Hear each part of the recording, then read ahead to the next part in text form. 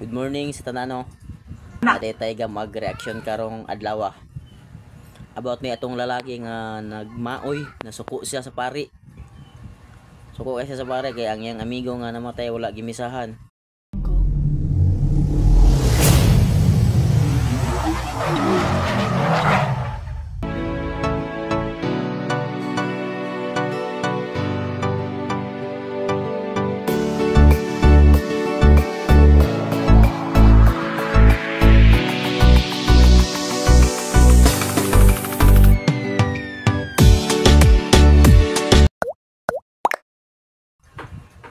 Sala ba daw sala dahil sa pare. Hindi siya mamisa nga. Dili man to Katoliko, lisod pumisahan niya. Dili pagpatakag suko-suko. Kaya dili man siya Katoliko dahil nang namatay, lisod mo yang misahan nga wa man na bunya kag Katoliko dahil. Dito na sa ilang pastor pa ampuan. Nung pa pumisahan nila ilang patay nga. Di man gana sila mo maluwas ang mga patay kay ampuan sa Katoliko. Di na sila mutuo na yung anong ampuan daw sa Katoliko. Yung anong ilang gisulod sa simbang Katoliko nya masuko og di misahan mo na ninyo, mo na kabugtaen ninyo. Mga anak mo sa devil. Amon ta mga lamin gapon gilubong akong amigo. Tapos gidala siya dito sa simbahan. Pag-abot sa simbahan wala siya gimisahan.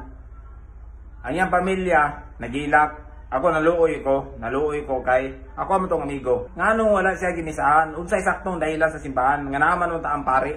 Unsa may sakto ninyo nga rason nganong dili man niyo misahan? Nga tao man among gidala. Bisan pag dili membro, basta kay dalaw na siya sa simbahan. Kaya ang simbahan balay man kana sa Ginoo para wala sa mga tao tanan. Nganong dili ninyo serbisyuhan? Unsa may kulang ang bayad? Luoy kayong pamilya ba? Luoy kayo. Kay paghawa naman sa simbahan, pag-abot mo dito, igo na sa gyampuan, among gigawas. Ang pamilya niya, ang iyang ate, sige hilap, gikan sa simbahan, abot na lang komentaryo. Grabe niya pangayo pa sa ilo. Okay, labot, masuko Yan, lagot ng yung may gapon. Suya na may gapon. Kagawa ng mga patay sa simbahan, wala yung gimisaan. Halimbawa, na si grip, 5 kabuok, na sige patay, 5 kabuok. Adik-adik siya. Pagkauman, patan siya, tanan niyang ginayo. Pag-abot sa korte, sistensyahan, pag umanong sistensya, ang sistensya siya bitay. Pag bitayo na siya, naipare nga mo adto kay misahan na siya bago na siya bitayon. O nganong misahan man na siya? Nganong ampuan man na siya sa pare? Nga bitayon man na siya. Mao na ibutan ninyo sa inyong una-una. Katong among gidala, naa na to siya sa simbahan, nganong dili siya misahan? Walay sakto nga rason ba? Walay sakto nga rason nganong dili niyo ginamisahan ang mga patay nga moadto dito sa simbahan. Pati lagi nung kuana ba? Luoy kayong pamilya. Luoy. Kung makasulti ang atong amigo nga iya sa devil, ang maong pare, tungod kay wa misahi katong patay nga ilang gihatod dito sa simbahan, kung makasulti siya wagas, iya daw sa devil. Pero magkasabot man gihapon ta. Nga naman tungod kay makita nato nga siyang presentation, wa siya kasabot sa iyang magipamulong. Wa siya kasabot sa iyang gipangsulti ba. Nya pagkahuman tungod sa iyang wala pagkasabot, mao nang naghimo og nagpresent og mga butang nga kana bitong wa niya masabti. Tama gid ang gingon nga little knowledge very dangerous, di ba? So sa presentation sa video, naalam ko isa ka rason nga nakita nganong mo dili misahan. Nganong wala misay og sa ko valid. Valid na nga reason. Number 1, katong gingon niya nga nganong man di og tawag anang dili membro. Dili na misahan. Yes. Dili member in the sense nga dili siya binunyagang Katoliko or binunyagan siyang Katoliko pero nihawa siya pagka-Katoliko. Ang misa dili na pagpahupay sa pagbati sa pamilya. Ang misa mao ang paghatag og grasya. Ni adtong gitawag og kalag or indulensya ni adtong mga kalag og kadtong mga nagpamisa makadawat sa ilang tawag ining grasya mo nang misa. Gay, ang misa manggod mao manggod na ang pag-offer og unbloody sacrifice sa Ginoong Dios sa para pagpahupay sa kasuko kapungot sa Dios sa mga tao nga nakahimo og salaod bahin niya. Unya kanang misa mao na siya ang putli nga halad. Putli nga halad kasi Kristo man ang gihalad diha para sa kalag o para sa gitawag og mga nanimba. So, but pasabot nga nang wa to misahe sa baba pa lang ni Mamigo nga kay dili man siya membro, valid. Hindi man pwede nga tanawa be. Magserbisyo din ang tawag ini mga pastoy nga sa ilahang mga membro, sa mga tao nga di nila membro, di na sila magserbisyo. Bisa pag isulod na, bisa pag iduok na dito simbahan sa ilang mga simbahan, di na sila magserbisyo. O saan na kang simbahan Katolika? Ang simbahan Katolika, ginatanaw nila na kung dili na siya membro, buti pasabot, dili ibununyagan or ni gawas pagkakatoliko, ni hawa pagkakatoliko, valid na nga reason nga naman kay walay jurisdiction na ang pari sa maong gitawag og namatay og sa pamilya sa maong namatay. Diba? Valid na siya. Valid na. Number 2, nganong na yung mga panahon nga dili mo misa ang tawag ining pari. So, una, dili bunyagan, ikaduha, kanang ni gawas pagkakatoliko. Kay ang jurisdiction sa pari isip pastor, isip pagbalantay ni anang maong kalaga na wag tang tungod sa iyang pagtalikod sa maong gitawag pagtuo. Iyang giayran, iyang gitalikdan si Kristo ug ang simbahang Katolika nga lawas ni Ginoong Jesucristo. Unya karon, pagbiya na pagkatoliko, nya pagkahuman, pagkamatay na ibalik do simbahan, basulon ninyo ang simbahan nga dili siya tawag ining misahan. The fact na nitalikod na, the fact na wa na nagpamimbro, subot ipasabot, kabubot o ni anang maong namatay, nga dili siya magpasakop ni anang maong simbahan na.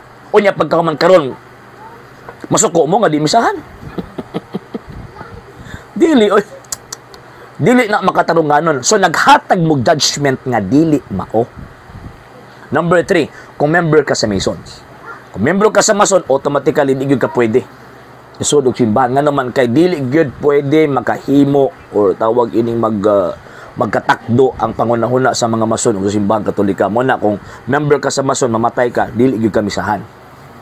So mo na ang mga reasons nganong dili ka tawag ini nga misahan. Napay pasangil nga kung sa kuno di kulang kuno ang tawag ining bayad, ilang jud kay nga way hanaw. Ngano mabayaran din ng misa? Di man ang mabayaran ng misa. Grasya man ang gikan sa Dios. Kanang imong ihatag dito obligasyon na sa mga tao nagpamisa. Kay everything nga tawag na mag-involve og pag-ampo, naagyon na obligasyon ang mga taong nagpaampo. O tanawa, 2 Makabeo 2:43-45. O nagpaampo siya sa mga kalag sa mga nangamatay niyang mga kauban. Nag-offer siya og kwarta, 2,000 kasalapi nga plata. So normal lang ang muhatag kung magpaampo ka. Ang problema ana karon, di man nag-focus sa kwarta, o man nag-focus sa reason nganong dili siya misahan. So abuti pasabot diversionary tactics ba para madaot ang image sa parokya kung asa gihatod ng maong gitawag og pataya.